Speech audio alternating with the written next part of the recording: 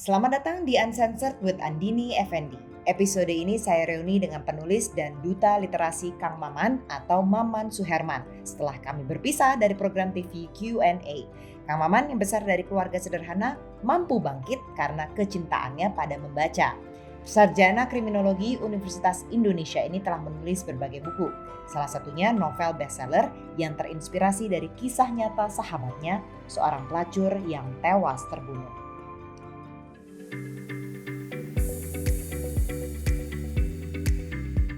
Kang Maman mungkin boleh diceritain lahir besar di mana sih? Gimana sih asal usul Kang Maman?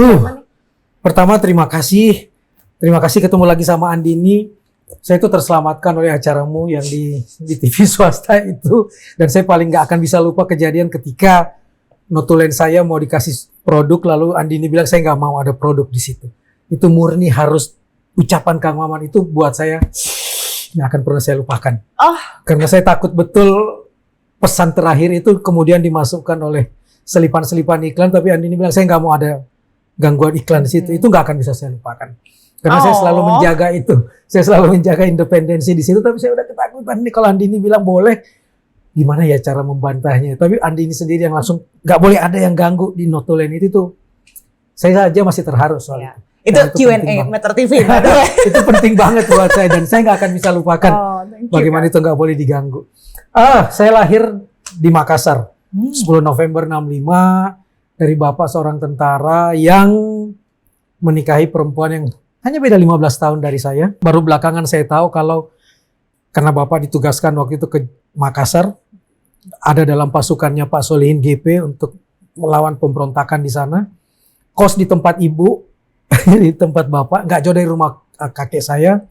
Lalu kemudian ibu saya yang punya darah Lembang mempertemukan laki-laki itu dengan anak perempuannya satu-satunya. Lalu kemudian jadilah. Jadi ayo nikah, tapi bapak saya bilang saya akan ambil dulu keluarga ke Sumedang untuk harus berangkat ke Makassar. Saya baru tahu ceritanya belakangan bagaimana selama 2 bulan bapak kakek saya yang sangat Makassar itu, sangat patriarkis itu, hampir membunuh nenek saya. Karena dianggap mempermalukan, sudah disebar undangan, tapi laki-laki yang katanya sedarah dengan nenek saya dari Sunda itu tidak pulang-pulang. Dan itu akan mempermalukan keluarga, sehingga kakek saya bilang, kalau sampai laki-laki itu tidak datang lagi, kamu dan anak kita yang perempuan ini saya bunuh. Rasa malu dia sebagai laki-laki Makassar yang sudah menyebar undangan, tapi laki-laki. Jadi ayah dan ibunya Kang Maman itu yang mau dibunuh sama kakek? Iya, ibu saya dan ibunya. Oh, wow. Begitulah. Ibu dan ibunya. Karena dianggap mempermalukan, kan kamu yang menjodohkan anak kita dengan laki-laki itu karena katanya dia satu suku dengan kamu dan pasti akan pulang walaupun entah kapan dia akan datang. Tapi kalau 1 bulan lagi nggak datang, pernikahan ini batal dan mempermalukan keluarga, maka kamu pun saya bunuh. Betapa patriarkisnya ya, yang harus bertanggung jawab nenek saya gitu. Tapi datanglah bapak saya dan akhirnya pernikahan terjadi. Saya lahir 10 November. Bapak tentara lahir dari pahlawan. Saya lahir dari pahlawan. Anak pertama laki dari kiri dan kanan karena bapak saya juga anak tunggal. Ibu saya juga anak tunggal. Lalu kemudian dianggap sebagai pelanjut nama besar keluarga. Tapi kita tidak punya gelar ningrat, tidak punya apa. Kita rakyat kecil betul, rakyat biasa yang tidak pernah punya, dari struktur gajinya itu tidak ada struktur gaji untuk disiapkan untuk beli buku misalnya. Bisa makan, bisa hidup dengan baik aja sudah luar biasa. Sehingga, tapi bapak saya selalu mengatakan bahwa kalau kamu sudah ikro, kamu sudah bacalah, itu kamu nggak akan lapar sampai kapanpun. Jadi sejak umur 3,5 tahun itu bapak yang cuma bisa berlangganan koran Pedoman Rakyat yang 8 halaman, itu pulang kantor kerjanya adalah membacakan koran itu dengan dieja. 8 halaman itu. Jadi kalau nyebut malam pun M-A-M-A, L-A-M. Jadi bisa baca koran tuh dari duhur ke asar.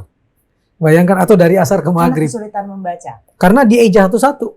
Supaya saya bisa mengerti. Si anak kecil yang bernama Herman ini bisa ngerti. Di tengah-tengah 97% penduduk di daerah saya masih buta huruf kan. Itu di mana letaknya? Di Jalan Cendrawasih 3, Kampung Lete, Mariso, Makassar. Nggak jauh dari Pantai Losari. Di situ daerah yang cukup slum. Saya hidup di depan pasar. Belakang rumah saya itu pasar. Nah di umur hampir 4 tahun saya menjadi anak ajaib di sana. Karena bisa baca koran kan. Sementara orang-orang nggak bisa. Lalu saya ingin buktikan bagaimana caranya. Bapak saya bilang saya pasti bisa makan, nggak akan lapar kalau bisa baca. Ya udah dibalik. Saya yang baca, bapak yang dengar, lalu kemudian dikasih uang 1 mangkuk. Seharga 1 mangkuk yang 1 mangkuk bakso. Nah kan bisa makan kan gara-gara bisa baca gitu kan. Lalu saya diam-diam kok cuma 1 mangkok ya. Sementara saya dalam masa pertumbuhan kali harus lebih dari itu. Jadi setiap siang itu saya bawa koran ke belakang ke pasar. Saya cari meja yang kosong, meja ikan yang sudah kosong, meja dagangan. Saya naik lalu saya kukuruyuk dulu kayak suara ayam jantan. Dan saya bilang keturunan Sultan Hasanuddin ingin membacakan koran. Kan ayam jantan dari timur. Emang dari kecil udah jenaka ya ternyata ya. Oke. Udah naik ke meja lalu baca koran. Lalu taruh kaleng kongguan di depan. Ada pendengarnya nggak? Semua orang terpesona melihat anak umur 4 tahun kecil, kepalanya besar, kulit hitam jadi kayak semut kecil yang kepalanya gede itu kan. Baca koran di situ dan semua terpesona. Wow, ada anak ajaib baca koran. Jadi setiap uang belanjaan mereka itu dimasukkan ke kaleng. Dan bisa penuh kaleng karena berapa biasanya sehari? 40 mangkok bakso saya bisa dapat. Wow. Saya cuma membandingkannya dengan mangkok bakso, jadi gede kan. 1 hari saya dapat 3 kaleng. Lagi ada berita apa itu kok panjang sekali? Bapak saya kaget karena itu 2 bulan gaji seorang tentara berpangkat sersan. Wow. Sehingga besoknya dia mau mengintip, si Herman ini ngapain sih? Ternyata ketika saya baca koran, selalu orang di situ berteriak, "Oh Herman, cari ke 4 angka di situ." Jadi saya sambil baca koran, saya nyari angka aja. Saya berteriak, 3, 5, 2, 7. Ternyata itu dijadikan tebak-tebakan untuk togel. Astaga, ya Tuhan. Jadi 2,5% dari penghasilan togel dimasukkan ke situ. Dan 3 mangkok. Bapak saya ngamuk betul itu. Ngamuk justru? Ngamuk. Saya kan ngajarin kamu untuk pinter bukan untuk jadi tukang tebak togel. Itu kan haram kata bapak saya. Itu meja ditendang, biasalah tentara. Meja ditendang dan kemudian mengancam semua orang. Siapa lagi yang nyuruh anak saya menebak, saya labrak. Dan anak saya nggak boleh lagi ke pasar gitu. Oh ya, itu jadi the end. Selesai. Era pasar. Era pasar selesai, tapi suatu waktu ibu saya bilang adiknya Herman tuh kehabisan susu. Oh, adiknya Kang Adik Maman. saya yang perempuan. Kan saya beda 2 tahun, ada adik kan. Cuma berdua nih? Nantinya berlima. Oh, Nantinya berlima. Oh, okay. Nah, habis susu bapak saya bilang, oke nanti saya carikan.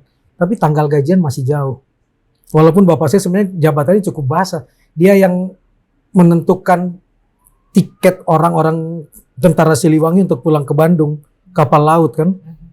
Itu duitnya cukup basah kalau dia mau. Tapi yang terjadi kan, kapal saat itu kan gak ada yang tepat waktu, tergantung gelombang, sehingga tentara malah tidur di rumah, dikasih makan oleh bapak dan oleh ibu, sehingga kadang-kadang tengah bulan gaji sudah habis, termasuk untuk beli susu. Bapak saya bilang, tenang nanti saya cari. Apa yang dilakukan bapak saya? Masuk ke kamar saya dan bawa koran dan bilang, "Man, cari ke 4 angka di sini." Balik lagi ke togel. Balik lagi ke togel, menang. Dapat berapa? Tapi ketahuan sama ibu. Oh. Langsung terjadilah perang Badar di rumah pertama kali saat bapak dan ibu berantem gara-gara togel itu. Kamu yang larang anakmu tapi kamu juga yang suruh nyari duit. Dia nggak pernah bilang kalau karena kan kamu minta untuk susu buat anak kita. Itu yang nggak pernah akan saya lupa seumur hidup saya, bahwa pertengkaran pertama saya lihat soal kayak gitu, dan kemudian setelah bapak saya meninggal tahun 82 saya cerita ke ibu. Masih ingat nggak peristiwa ini? Ingat, kan ibu yang minta untuk beli susu. Ya begitulah bapak kamu, kata dia. Nggak pernah mau ngasih tahu, yang penting ada di rumah. Kenangan-kenangan yang berbau literasi inilah yang nggak pernah saya lupakan sampai sekarang. Itu kah yang jadi inspirasi akhirnya karirnya? Saya kemudian sejak kelas 3 SD, saya kalau mau beli buku, saya akhirnya jadi pembaca. Gara-gara hiburan paling bagus kan baca koran. Kalau udah selesai baca koran, apalagi ya? Saya nyari buku. Itu nggak biasa kan pada saat itu? Saya bertemu dengan anak kelas 6 SD, pinjam bukunya. Tapi lama-lama juga mereka sebel karena minjam lagi kan. Udah gitu kalau mau beli buku, bapak belum punya duit, nanti tunggu tahun 3-4 bulan, 3-4 minggu ke depan. Sementara saya sudah ingin baca. Sehingga diam-diam jual es lilin, habis tidur siang saya diam-diam jual es lilin lagi, yang memalukan bapak. Tentara udah mulai letnan tuh. Anaknya jualan kayak gitu, jadi nggak boleh bapak tahu. Dan disitulah yang kemudian nggak pernah saya lupakan, ketika nggak punya buku saya bisa menangis berhari-hari. Tapi bapak bilang kita belum punya duit, sabar. Akhirnya saya berusaha untuk cari duit sendiri. Dan disitulah saya tahu bahwa kalau mendapatkan buku, tangis saya berhenti, bahagianya nggak ketulungan nih. Nah, sekian puluh tahun kemudian, saya kalau ke daerah lihat anak kecil, saya terpukul di Sulawesi Barat, di mana perahu waktu itu, perahu yang saya tumpangi terbalik. Saya bertemu dengan anak kecil yang, bukan anak kecil lagi, umurnya ternyata 12, berkumpul, ada perahu pustaka datang ke pinggir pantai, dia baca buku, anak-anak lain baca, dia juga baca, tapi terbalik. Padahal itu banyakkan gambar. Dia terbalik hanya karena apa? Dia malu kalau ketahuan dia nggak bisa baca. Sehingga dia harus tetap pegang buku itu, tapi terbalik anak kecil ini. Saya liatin dia begitu saya lihat dia merasa tertangkap basah, tidak bisa baca. Saya cuma bilang, tenang, kamu baca aja, lihat aja buku itu.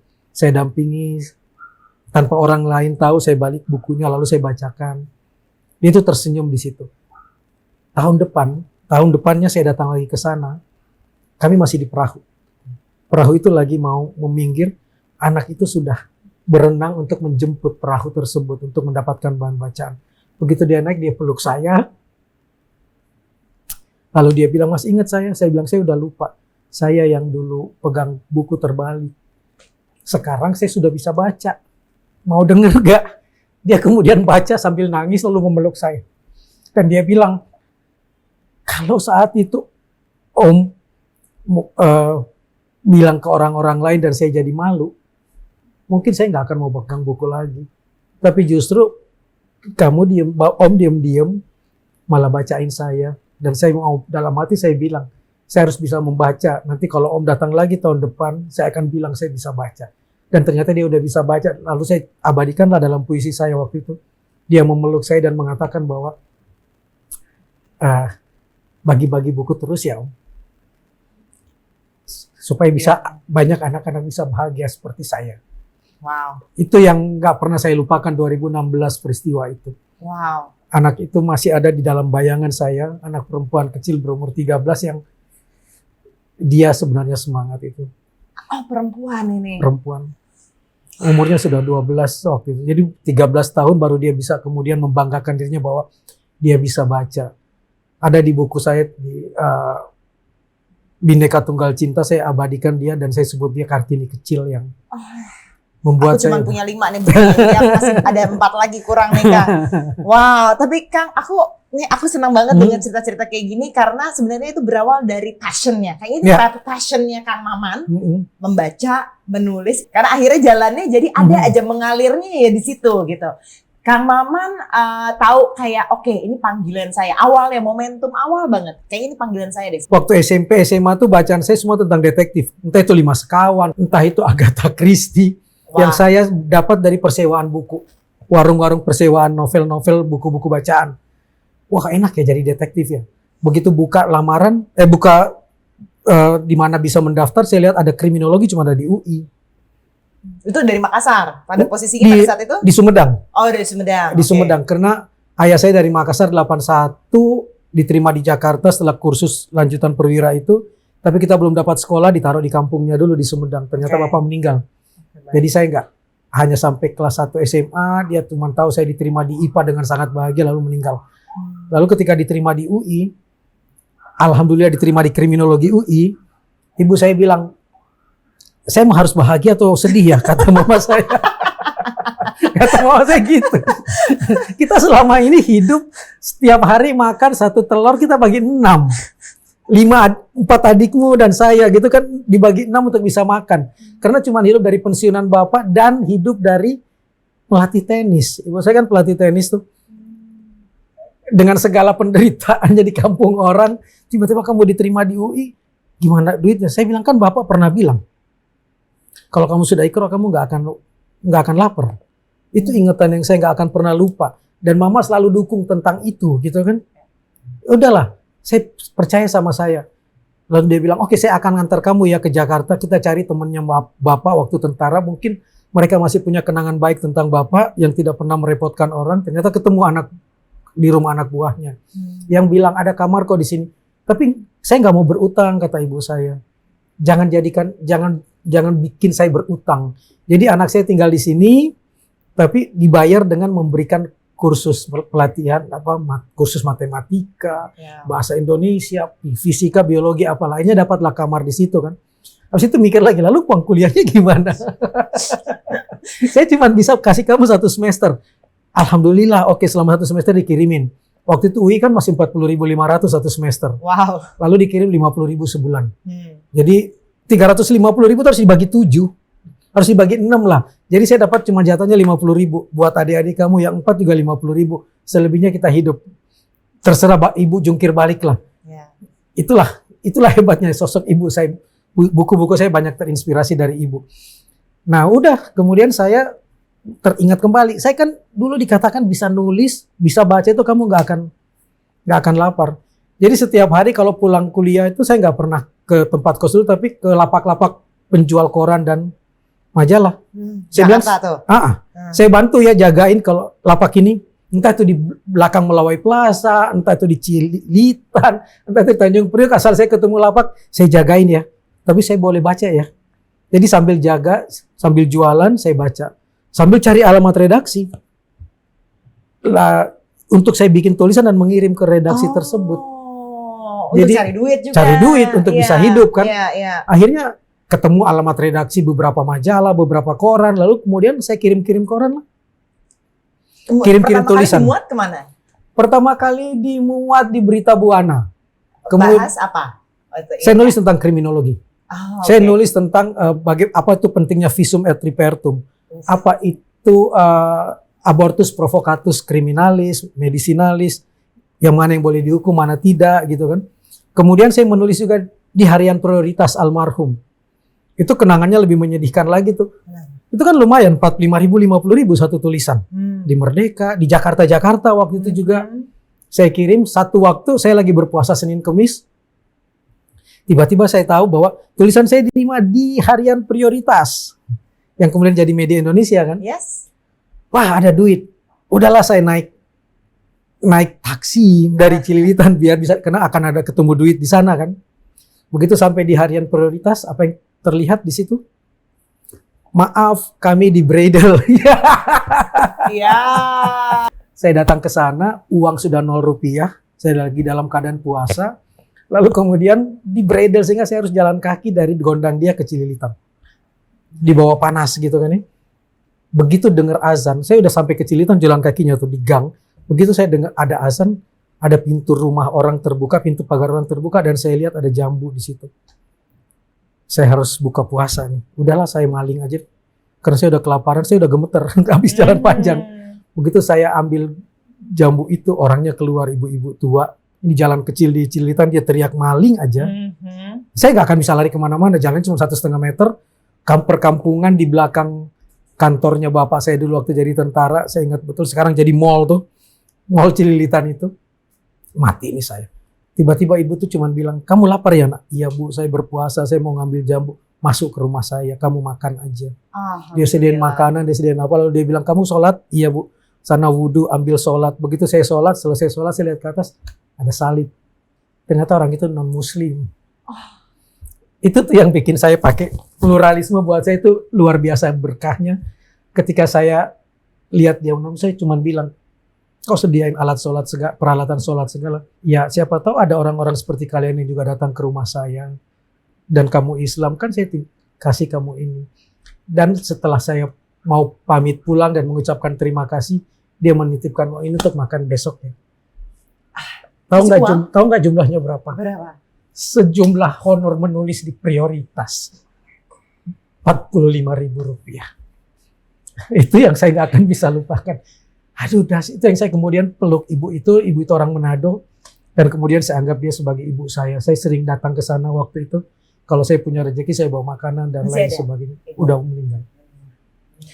Dialah juga yang bilang, kamu apa kerjanya? Saya cari duitnya dengan menulis. Itu bagus, menulis aja terus. Nah, itu yang terus. Jadi tulisan, profesi menulis itu datang dengan sendirinya, dengan berbagai dukungan kan. Ya. Ada orang yang bilang tulis terus, beritakan semua kebaikan yang kamu dapatkan, ceritakan pengalaman kamu. Saya menulis lah untuk membiayai kos, misalnya saya menulis berdua Jubing Kristianto yang gitaris itu. Ya. Karena kita sama-sama di kriminologi, dia juga kos di tempat saya waktu di Rawamangun. Kita bikin tulisan yuk berdua.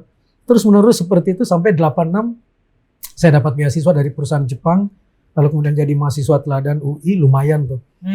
Tapi pada saat itu adik saya 2 masuk kuliah, saya membiayainya dengan apa? Udah dengan menulis. Oh, jadi ibu kan bayar 1 semester, selebihnya udah bayar sendiri, udah bayar cari duit. Udah cari duit. Semuanya pas lewat akhir-akhir justru bantuin adik. 2-3 adik saya semuanya masuk kuliah. Dari mana? Udah dari menulis. 87-88 kemudian Gramedia buka lamaran kerja, dia bikin majalah. Banyak sekali majalah termasuk majalah perempuan Nova.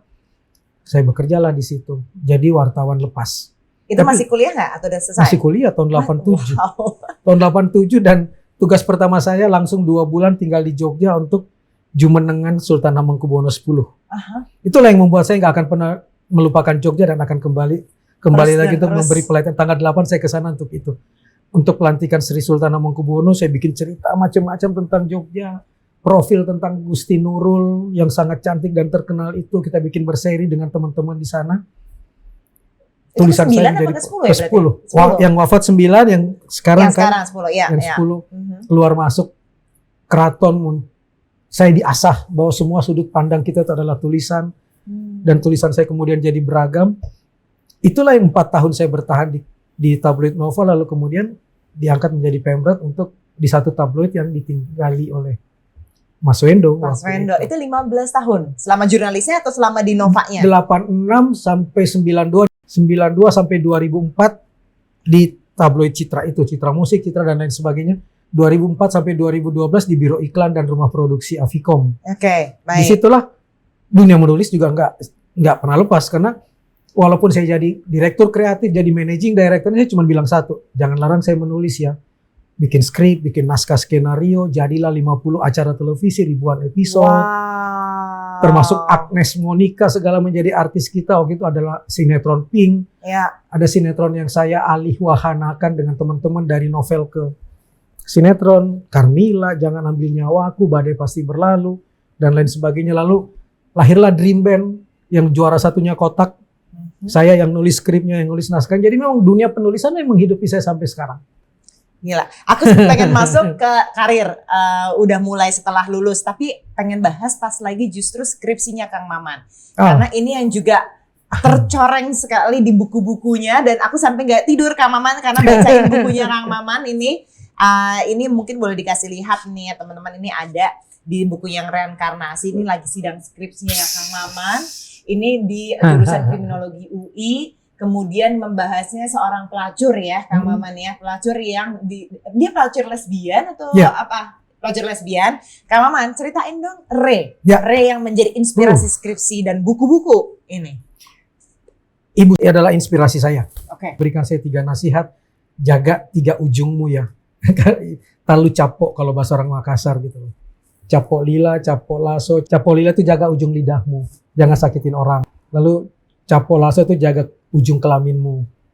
Jangan celakakan anak orang, jangan celakakan anak perempuan orang dengan kelaminmu. Hormati perempuan, hargai perempuan. Itu nasihatnya ibu. Lalu yang ketiga capok badik. Capok badik itu jaga ujung badik. Saya memang senjata khas orang Makassar. Saya tuh meninggalkan Sumedang ke Jakarta itu selain dikasih baju, dikasih Al-Quran dan badik yang harus selalu tegak. Masih ada? Harga diri. Nah, itu harga diri harus selalu tegak.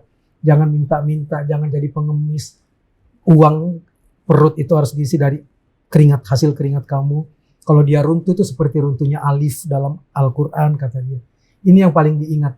Nah ketika mau bikin skripsi pun di kepala saya bagaimana ya bikin skripsi yang objeknya harus perempuan. Dan di mana-mana selalu kalau kita bicara tentang relasi kuasa, selalu perempuan adalah yang diobjektifikasi. Selalu perempuan yang mengalami kekerasan dan lain sebagainya. Lalu saya dekatlah dengan Nur Syahbani, Kaca Sungkana, waktu itu ada Dwi Ria Latifa, kemudian Tumbuh Saraswati yang bikin tentang Women Crisis Center yang akhirnya muncul waktu itu masih Kalyana Mitra perempuan, lahirlah LBH Apik. Saat itu ada setiap hari ada 5 perempuan menjadi korban kekerasan. Datanya waktu itu masih seperti itu. Bandingkan dengan sekarang 35 sehari misalnya. Yang dilaporkan ada di Komnas Perempuan. 2 jam kita ngobrol 3 perempuan mengalami kekerasan seksual. Itu teringat tentang ibu yang selalu mengatakan hargai perempuan, hormati, jangan mencelakai. Itu ada di kepala saya terus menerus. Sehingga saya mau bikin skripsi tentang perempuan. turun malam lah saya mencari berbagai kasus, ketemu tentang prostitusi. Tapi udah banyak skripsi tentang prostitusi. Akhirnya saya bertemu dengan seorang perempuan yang dia mengaku dari ujung Berung, lalu kemudian terjebak dalam perdagangan manusia. Tokoh Re itulah dalam novel saya. Emang kenal atau enggak sih? Enggak, awalnya enggak. Enggak kenal. Enggak kenal sama sekali. Saya turun di kehidupan malam di daerah Matraman. Saya sering melihat ini orang kok berbeda dengan yang lain. Saya melihat dia perempuan yang sangat cerdas, menjadi PSK di situ. Lama-lama saya coba mendekati, tapi setiap mendekati itu orang tegas betul. Lu punya duit berapa? Lu mau tidur sama gue? Emangnya alat kelamin gue gratisan? Ini hanya gratisan kalau gue ditangkap sama aparat lalu gue nggak bisa bayar, gue kasih demi gue lolos. Mulutnya seperti itu tapi sebenarnya tegas banget dan dihormatin oleh teman-temannya. Lama-lama saya ingin tahu dan akhirnya ketemulah dengan dia dan luar biasa bahwa akhirnya saya tahu bahwa dia karena hamil, dia keturunan ningrat dari Jawa Barat, karena hamil dan takut keluarganya malu karena dia Raden kayak gitu kan. Larilah dia ke Jakarta. Dia tidak tahu di perutnya ini anak siapa, karena ada 2 yang menidurinya. Dia jadi lagi hamil nih pada saat itu. Oke. Pacar dan guru SMA-nya, guru yang memberikan kursus matematika gitu kan. Karena malu dia lari, lalu kemudian ketemulah dengan perempuan yang baik banget, mau menampung dia dan bertanya mau digugurkan atau mau dilahirkan. Yang di dalam perut saya nggak punya dosa, kenapa digugurkan? Ya sudah, saya bantu, kamu tinggal di tempat saya saja. Begitu dia melahirkan, masih dalam masa nifas, ternyata orang baik itu mengeluarkan daftar pengeluaran yang sudah dia kasih kepada si Re ini. 5.550.000 lah. 5,5 juta. Dan dia bilang, bayar, kembalikan uang saya. Lah saya nggak tahu saya harus kerja apa. Ya udah, tidur sama perempuan 3 kali sehari. Sama perempuan? Iya. Kenapa dipilihnya sama perempuan itu? Bisa bekerja 30 hari. Tidak tergantung karena menstruasi dan lain sebagainya kan. Jadi dia sebenarnya orientasi seksualnya bukan ke sejenis, awalnya ke lain jenis. Tapi karena kemudian dia terjebak dalam sindikat itu, dan di era itu 87, 89, melayani orang yang punya orientasi seksual sejenis itu lebih mahal. Lebih mahal karena sangat eksklusif kan, tidak banyak yang tahu, bahkan pembimbing skripsi saya saja bingung. Memang ada pelacuran lesbian? Mereka nanya gitu kan. Ya saya menemukan itu yang kemudian menjadi objek saya. Disitulah saya menemani Re, lalu tanpa setahu maminya saya melamar menjadi sopirnya Re. Ini untuk demi dapat bahan skripsi. Riset skripsi. Karena di kriminologi kan harus masuk. Kayak jurnalistik ya jadinya ya. Nggak boleh studi kepustakaan, harus tahu ke dalam. Harus partisipan observer tapi tidak going native misalnya kan. Ketika saya bikin skripsi tinggal 2 orang. Sekian hilang tanpa saya tahu, pokoknya hilang aja. Selebihnya terbunuh di depan mata saya gitu kan. Di depan matanya Kang Maman terbunuh. Kalau tiap hari kan evaluasi sebagai orang yang memberikan jasa kan, konsumen adalah raja. Nah, dievaluasi loh oleh maminya. Maminya kan mengevaluasi orang itu sambil makan mangga atau makan apa pakai pisau, pakai cutter. Maminya itu sadis banget.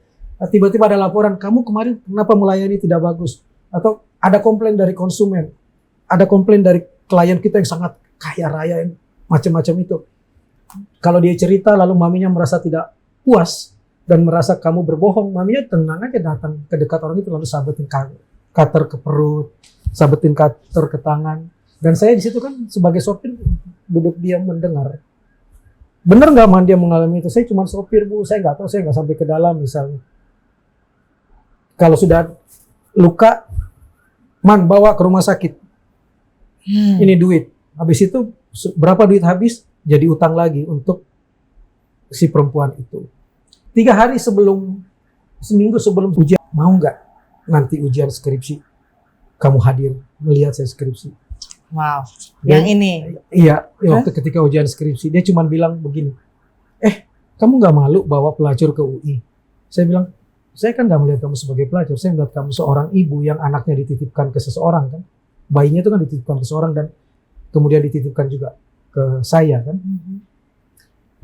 Akhirnya karena itu saya bilang, enggak. Di mataku kamu itu orang baik kok. Itu dia peluk saya, dia nangis. Belum pernah ada orang bilang saya orang baik katanya. Lalu diajaklah saya belanja baju yang terbaik supaya tidak memalukan saya katanya. Berangkatlah kita ke Sarinah yang di Kebayoran itu, yang di Blok M Pasar Raya ya. Pertama kali lah saya belajar naik eskalator. Oh my God. Jadi waktu di foto ini ada si Ray? Nah, menjelang ujian skripsi, kemudian satu malam sebelum ujian skripsi, 2 hari sebelum ujian skripsi, saya datang ke kamarnya.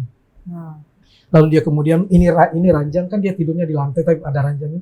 Dia buka, bukan ranjang ya, kasur ya. Dia geser, dia buka tanah, ternyata ada tabungannya di bawah lantai. Lagi-lagi kaleng kongguan, masa kecil aku langsung ingat. Uang itu 5.450.000 sesuai dengan jumlah yang harus dia bayar pada mami. Berarti kan dia sudah bisa lolos. Saya bilang, wow, kamu bayar aja utang kamu sama mami, karena berutang terus nggak selesai-selesai. Dia cuma bilang satu, saya kan sudah mati dalam hidup selama ini. Saya kan nggak punya diri lagi, nggak punya hidup. Semua tergantung mami kan. Ini lebih penting buat anak saya sekolah. Jadi titip ke kamu uang ini untuk anak saya.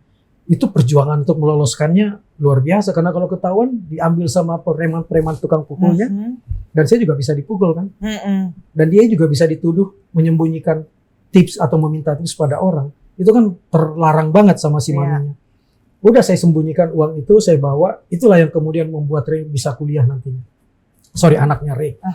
Nah, besok saya bilang saya jemput kamu ya, nanti kamu bermalam aja di tempat kos saya supaya besok kita ke ruang skripsi.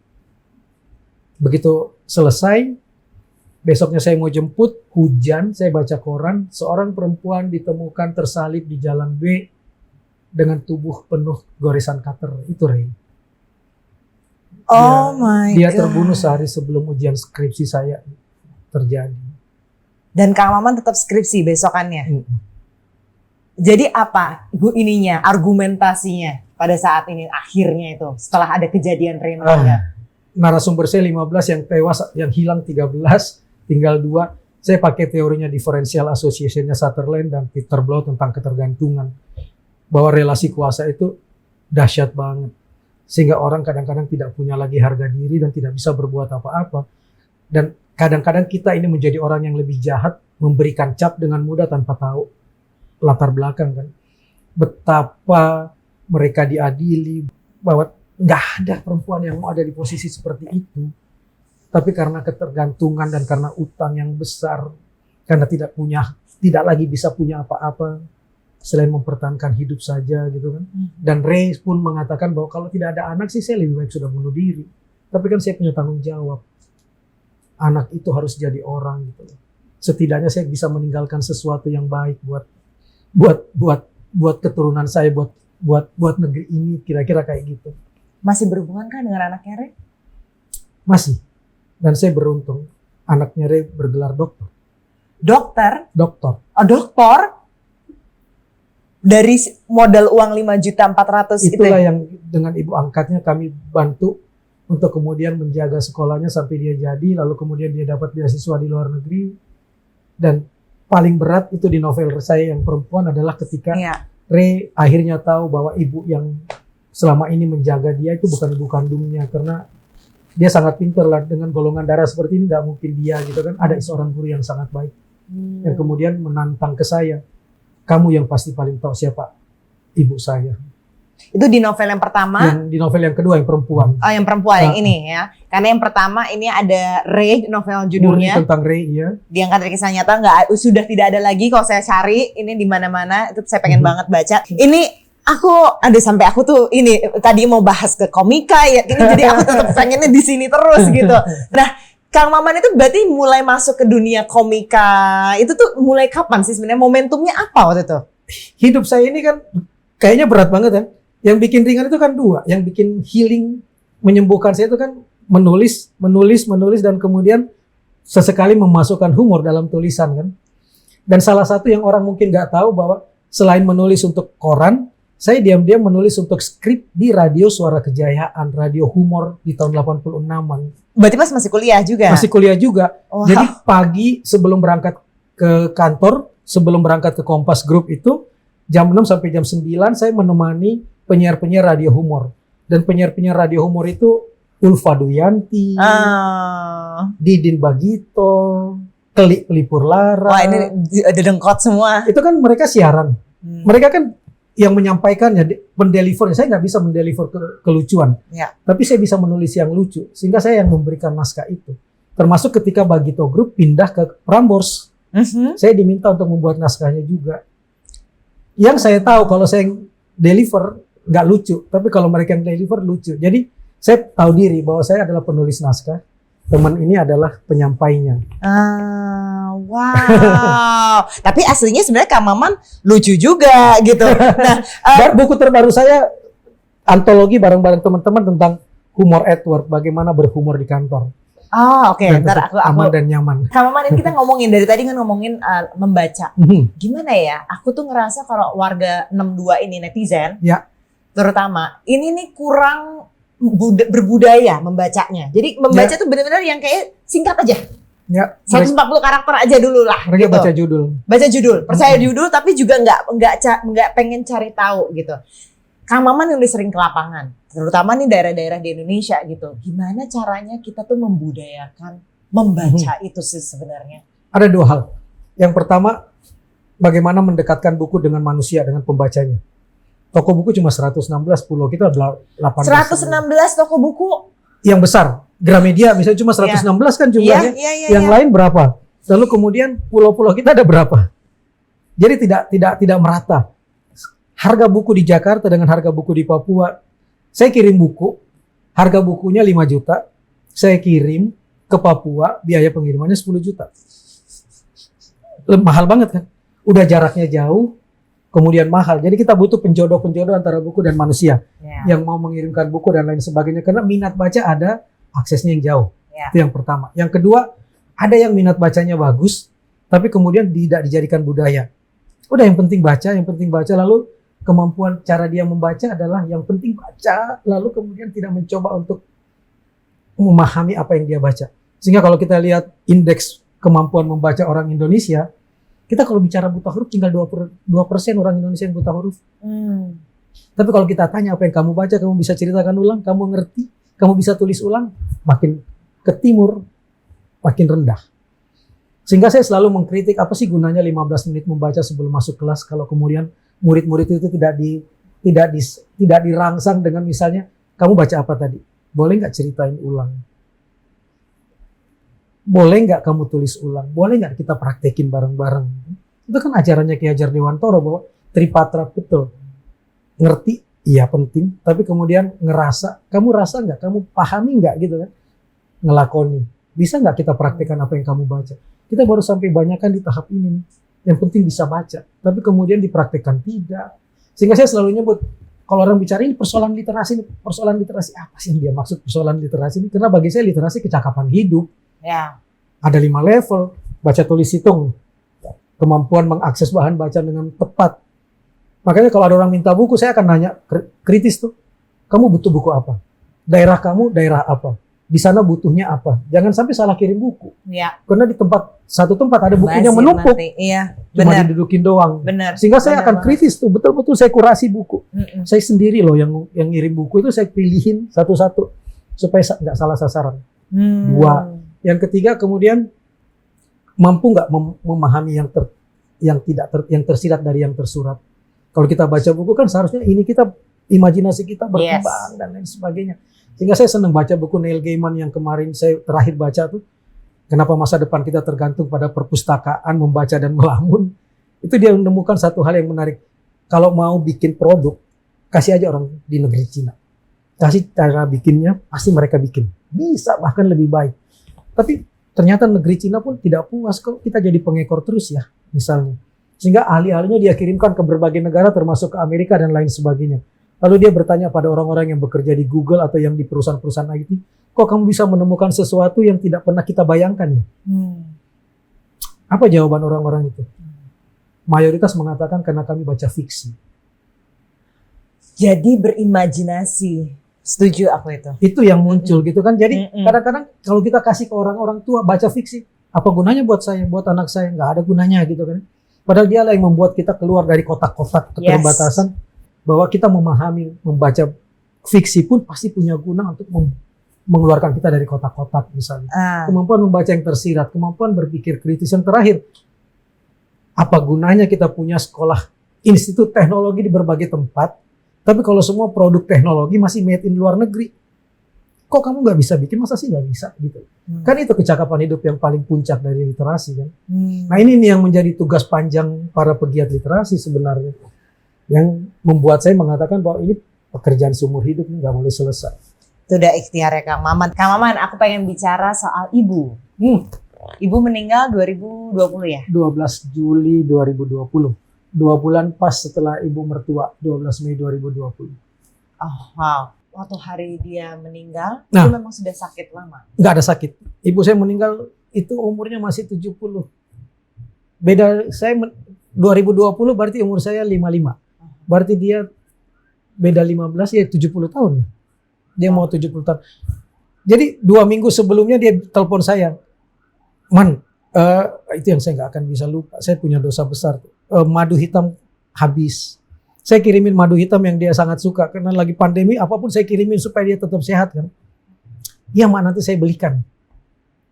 Kemudian karena saya ngurusin cucu yang lahir prematur itu, setelah ibu mertua meninggal, 15 Mei lalu ketika mau ke makam, anak saya tiba-tiba ada yang salah nih dengan perut dia ke bidan, ternyata harus jebol, belum waktunya, sehingga saya sibuk mencarikan tempat untuk dapat air, nicu dan lain sebagainya, sehingga lupa beli madu hitam. Nah, pas bayi keluar, untuk pertama kalinya ibu saya itu kan nggak romantis, nggak pernah ada kalimat cinta keluar dari mulutnya. Dia dengan perlakuan. Saya mau lihat dong cucu saya pertama kali keluar dari ruang ICU-nya, dari inkubatornya. Begitu dia lihat, alhamdulillah, aduh, aku cinta banget sama cucuku. Nggak pernah, saya sampai kaget kok tiba-tiba keluar kata cinta dan sayang ya dari ibu saya. Saya nggak menganggap itu apapun. Ini cicit ya berarti ya? Cucu. Iya, cicit. Cicit kan? Iya, cicit.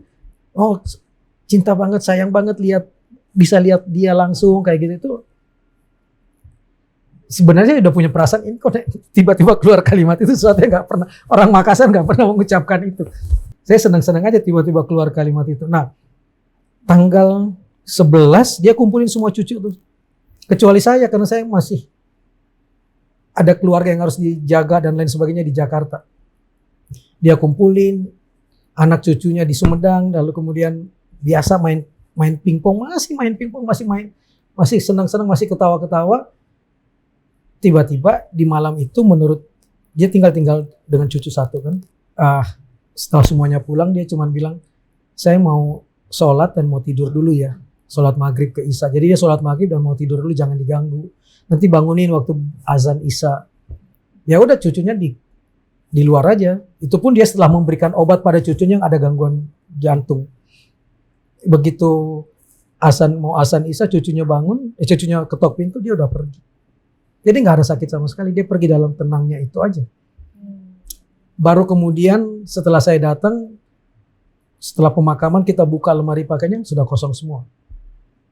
Ternyata dia sudah bagi-bagi bajunya ke teman-teman di lapangan tenis.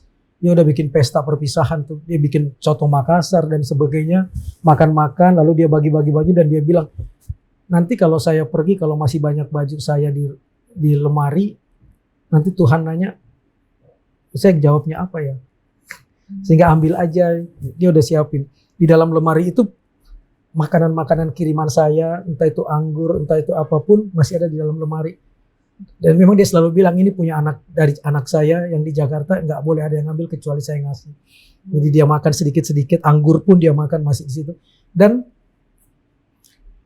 surat-surat sudah bayar listrik, sudah bayar PAM, sudah bayar ini, sudah bayar arisan, semuanya udah rapi semua.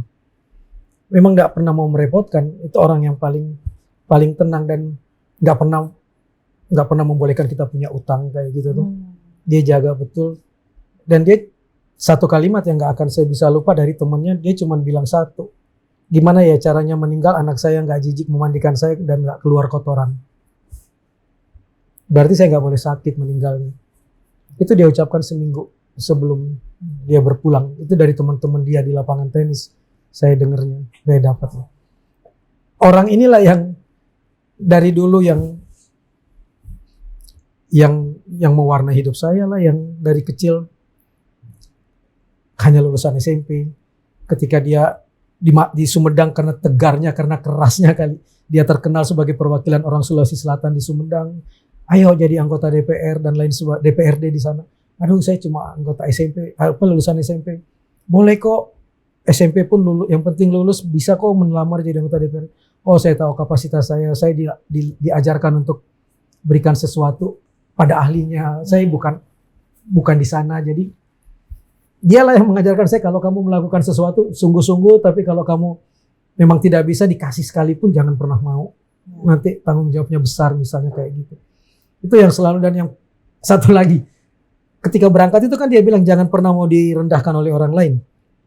Sehingga ketika tahun 85 saya bilang, Mas saya sekarang punya pacar di UI. Oke, siapa dia? Ternyata saya baru tahu dia anaknya Menteri Perdagangan. Putus sekarang juga. Saya nggak mau kamu dihina. Saya juga nggak tahu itu anaknya Menteri Perdagangan. Saya taunya dia teman kuliah gitu kan. Wah, perjuangan untuk meyakinkannya saya nggak dihina, saya nggak mau tahu. Dia baru setuju ketika calon mertua saya waktu itu sudah tidak lagi jadi menteri. Selesai 72, 82, 87. Jadi 87 dia baru mengatakan oke, saya setuju kamu untuk jadi itu. Tapi istrinya pintar mendekati beliau dan dia kemudian tahu bahwa berulang kali tuh, kamu pernah dihina nggak? Kamu dihina nggak? Kamu dihina, itu yang paling dia. Dan akhirnya ketika dia jatuh cinta pada istri saya, karena begitu menjelang pernikahan bagaimana ibu mertua saya begitu baik. Itu yang saya bilang, dua orang ini yang nggak akan pernah saya lupakan. Dia memanusiakan betul ibu saya. Pemake up-nya yang sangat terkenal itu tidak cuma memake up ibu mertua tapi juga ibu saya dan lain sebagainya. Itu yang membuat ibu saya kemudian luruh banget dan akhirnya nasihatnya cuma satu ketika nikah. Kamu lukai dia sama dengan kamu lukai saya. Itu kalimatnya ibu yang nggak akan pernah saya lupakan. Jadi bagaimana dia menjaga itu yang selalu menginspirasi saya. Ya mungkin juga karena dia lahir dari perempuan yang luar biasa juga, nenek saya ya. Iya. Perempuan kuat. Perempuan kuat, nenek saya yang buta huruf, yang jualan di pinggir jalan, punya warung kecil. Ada saya abadikan dalam buku saya juga. Tapi setiap dengar azan dia pasti lari dan dia tutup warung, dia usir semua orang gitu kan. Yang saya bingung kenapa nih?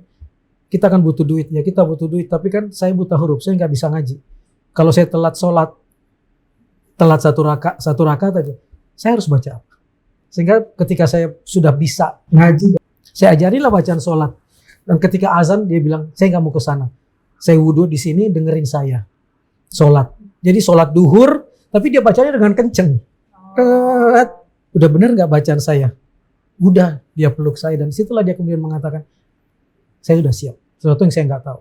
5 hari kemudian dia diantar motor sama ibu, pulang ibu saya nangis dan bilang, nenek kamu kanker stadium akhir, kanker kandungan stadium akhir gitu. Saya anak nenek kan, tiap hari di warungnya nenek. Saya nangis, saya peluk nenek, saya cuma bilang satu, kan saya udah bilang saya udah siap, saya udah bisa sholat sendiri. Nah malam hari hanya itulah yang gak akan juga bisa saya lupakan. Saya tidur dalam pelukan nenek kan. Dan ketika tiba-tiba saya merasakan kok tubuh saya basah tapi gak hujan, gak ada banjir. Ternyata dari setiap pori-pori nenek itu udah keluar darah. Memenuhi saya gitu kan.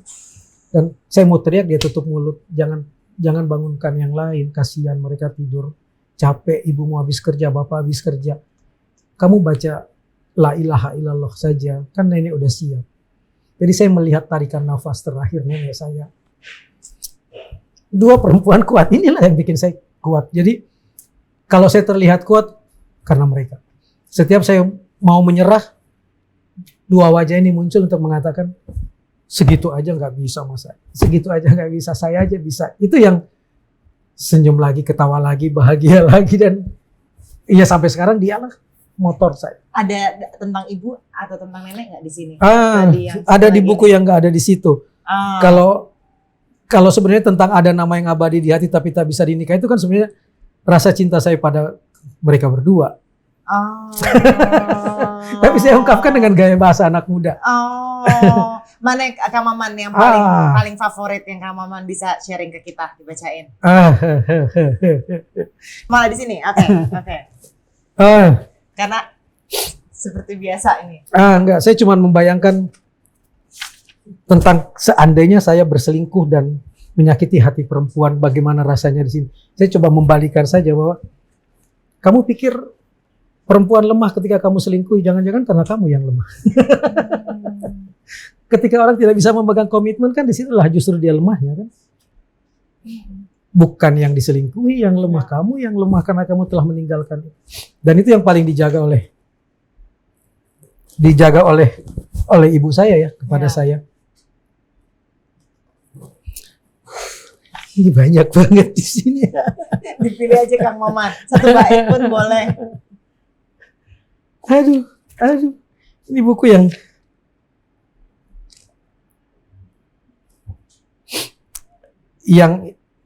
pendek aja yang bisa saya ingat. Di matamu cintaku berumah, mengingatmu membuatku berhenti dari mengingat selain kau. Harapku satu, jangan pernah lupa menyantuni kesedihanku dengan cintamu. Ini cuma menggambarkan bahwa yang kuat tuh perempuan, bukan laki-laki. Selalu laki-laki merasa dirinya lebih kuat dari perempuan.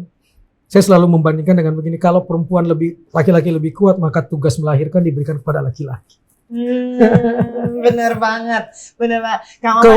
Melahirkan itu kan seperti bertarung dengan maut kan? Yeah. Semua tulang rusuk seperti patah bersamaan rasa sakitnya menurut penelitian kan? Yeah. Sementara laki-laki itu kan berperang itu kan untuk membunuh lawan. Perempuan berperang itu kan untuk melahirkan manusia, bukan untuk membunuh manusia kan. Dan itulah kekuatan yang seharusnya kita rasakan. Perempuan itu lentur dalam kuatnya menurut saya. Bagus ya. Kang Maman, ini kalau Kang Maman kan aku nganggep ini berbuat punya gebrakan perubahan di dunia kecil di sekitar Kang Maman. Dunia kecil yang banyak. Kang Maman kalau bisa berkontribusi lebih banyak lagi ke depannya untuk dunia-dunia kecilnya ini nih, apa yang Kang Maman pengen berikan? Nggak apa-apa kok jadi lilin kecil. Tapi kalau lilin-lilin kecil itu bersatu kan dia akan jadi matahari juga kan. Jadi harapan saya sih satu, kalau orang nanya untuk apa sih kamu ngasih buku kepada orang-orang, saya cuma membayangkan 10-20 tahun lagi mereka bisa menjadi orang-orang yang nggak harus luar biasa buat saya. Tapi dia bisa menjadi lilin-lilin di sekelilingnya.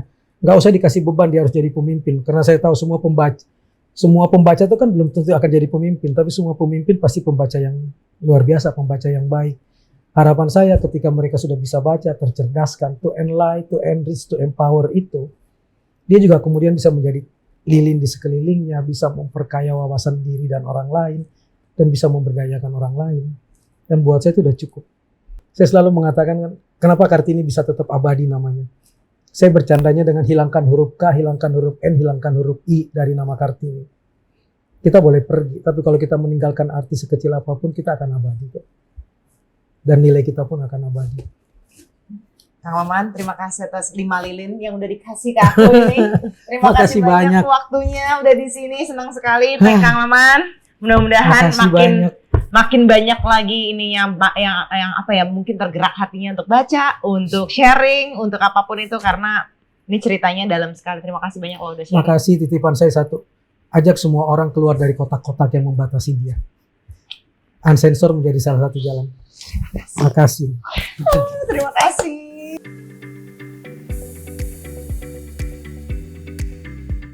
This show is produced by Golden Talks and Summertime Studios. Terima kasih banyak sudah menonton atau buat kalian yang mendengarkan episode ini di podcast. Kalau kalian suka, dan mudah-mudahan kalian suka ya episode ini, please like and subscribe untuk ikutin lebih banyak lagi obrolan yang berfaedah. Bantuin untuk share juga ya. Semoga makin banyak yang terbuka hati dan pikirannya.